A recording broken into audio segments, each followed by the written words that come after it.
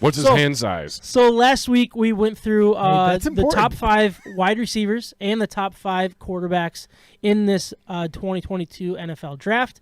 This week we're going to move over to the defense side of the ball. And we're going to start with our defensive ends / edge rushers. I know some people call them linebackers. Some people call them defensive ends. I don't really give a crap. Let's just talk about the 5 best ones in this draft. Yeah, I'm John, be ready. This. We got the stream stuff. Do you want me to talk about the just missed the top 5 or no? Let's do that at the end if we have time. Honorable mentions? Yeah, okay. Real quick at the end. But let's go through the top 5 first. All right, so number 5, defensive ends. I have David Ajabo. That's not David.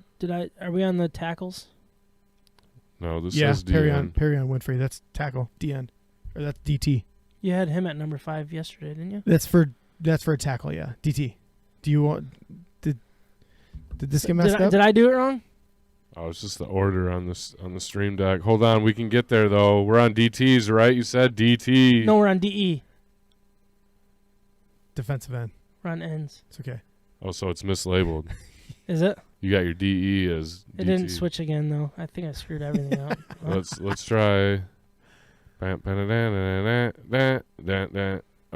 Oh, I really screwed this up. DT 5. I can do DTs. Try Ryan's. Let's do DTs. Let's do DT. DT 5. Yeah. Let's do it. All right. DT 4. Who's your DT 4? Yeah, DT Travis Jones. DT 5. All right, DT 5.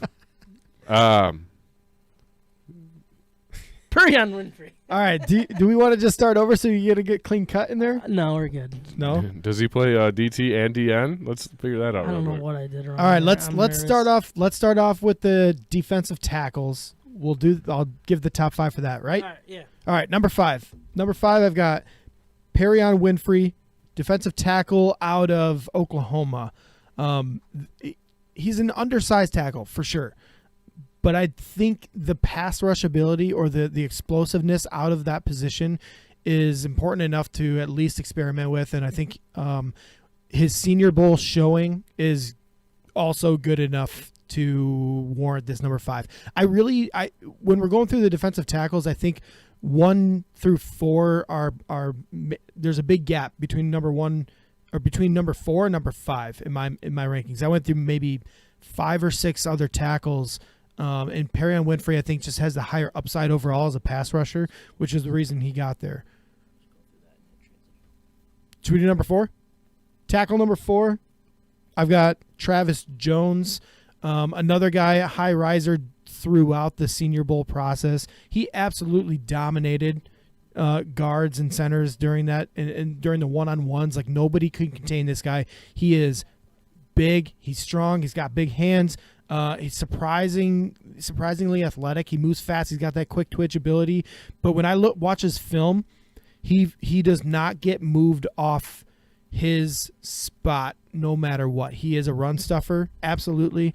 I don't think he has high upside in the pass rush ability. He's not going to give you the lateral quickness or anything like that, but his explosiveness as far as like winning the line of scrimmage is pretty elite, I would say, according to all the other tackles out there. I think he is definitely your more run first type of tackle rather than the pass rusher. With some maybe higher end upside. His comp in my mind is actually last year. It's Aleem McNeil from the Lions, a guy that's not going to give you a ton of sacks at the end of the year, but does his job, does it well, and is an asset to your team. Nice. Who do you got at number 3? Number 3, this one, Logan Hall, out of Houston. Do you? Are we just messing this up or what? DT number 3. I really screwed it up, didn't I? Can you maybe just go through the right side line, just the buttons around? You're off. Okay. Well, what do you want me to do? Do you want me to talk about George Karlaftis? Nope. Talk DT number 3. DT number 3. John will get it. All right. I've got Logan Hall. Logan Hall out of Houston. This is your pass rusher. And I think out of the tackle position group, we always want to go back to Aaron Donald and say, like, oh, who's the next Aaron Donald? But yet he's too big, he's too strong, he's too athletic, he's too unique, I guess, to compare to other people. But in that comparison, there is some legitimate upside with, I would say, Logan Hall if he plays in the middle. Now, he also has the ability to jump outside as a defensive end. I just don't think that's where his value comes into play. I think he's extremely explosive and can get to the quarterback from the tackle position. And that inside pressure, we just see how valuable. I think Aaron Donald has really shown the world how valuable that is in football. If you can get inside pressure at the same time as outside pressure around the outside, I mean, that's just completely disruptive. As a quarterback, where are you going to run to if you can't go inside or outside? I think Logan Hall, the reason some people probably have Travis Jones ahead of him, but I just think, again, the pass rush is just too explosive, too much potential there to move him any farther than 3. All right, so number 2.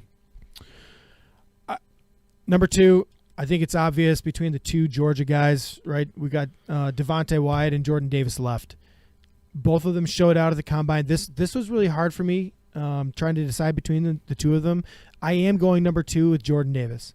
Is that mainly because of the just not an every down guy? Exactly. Yeah. Yes, and even though he has incredible athletic ability, and I mean, when we go through the combine stats here, he jumped a foot farther in the broad jump, 1 foot farther than every other defensive tackle in this group. Holy smokes. As the biggest dude out there. He's a massive human being. He is an extremely, he's an insane athlete, yes. But I don't see that, and it might just be the double teams. And I might be wrong about this because he impacts the game maybe in a different way than I'm not picking up. But his impact to the game was not the pass rush ability and the agile kind of movements to get to the quarterback.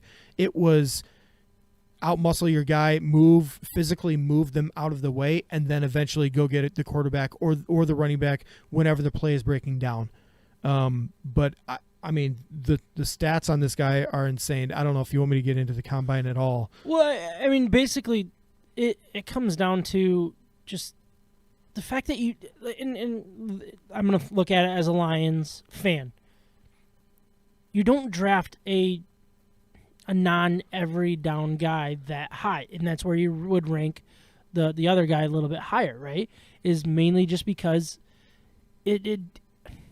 what he does is so unique, it just doesn't fit the every down. It doesn't fit against, let's say, a pass-happy team, necessarily more of a run. Like, and I could be wrong on that completely, but like that's where I'm at. It's like he's just, I don't know. He's giant. He's giant, but you don't see you saw him in critical situations against Alabama the first time at least get winded, right? He was sitting there on his knees, being just breathing heavy and trying to catch his breath, and all of his season up until that point was he was a first and second down guy. Yep. And he'd come off the field in third down situations. And it's probably more or less just like you already know his flaw, right? You already know what the issue could be rather than wonder what it will be. Yeah, but he is 6'6". Yeah. He's 341 pounds. He's got giant hands, giant arms. He ran a 4.78 40-yard dash, which is basically Aiden Hutchinson. Yeah. He had a 32-inch vertical jump. And again, he jumped a foot farther than every other tackle insane at the combine. I mean, his numbers, his measurables are off the charts. I had a really hard time not putting him as number 1 just because of I don't even know what he could turn into at the next level. I really don't. It's kind of just a 1A, 1B at this point, right? Yeah. And depending on what your defense fits, what your defense exactly, needs. 100%. And then the next guy would be number 1. Yep. Devante Wyatt. Devonte Wyatt. Okay. And he might be a smaller human being. He is 6'3", 304 pounds. Not as big of hands, not as long arms or anything like that, but he ran an equivalent 40-yard dash. He ran a 4.77 as opposed to Jordan Davis's 4.78.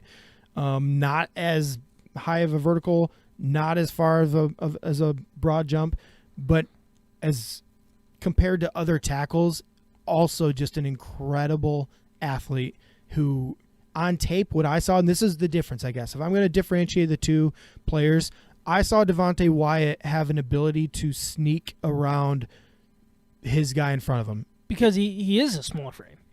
A smaller frame, yes. Yeah. Yes. And he has like a special bend ability. If his legs stay in one spot, I saw him duck from his upper half and get around those blocks. So a little more of a natural pass rushing body and athleticism. Where, like, obviously Jordan Davis, his athleticism was on there with the numbers and stuff, but it's a different type of athleticism. It's more agile athleticism rather than just, I can jump and do all of the athletic things with my massive human body, but like an agile player, it does have a different role. And the counter to this would be that Jordan Davis made Devante Wyatt so good because he never saw a double. And I get that. I completely agree with your argument there. I just go back to what makes Aaron Donald special. It's his ability to get around blockers and make a difference in the passing game. He is the ultimate inside pass rush, which changed the game of football. Now everybody's looking for this. Yeah. And I think Devante Wyatt has that upside. I think Jordan Davis has that impact as well, but not to the same level that Wyatt could potentially have.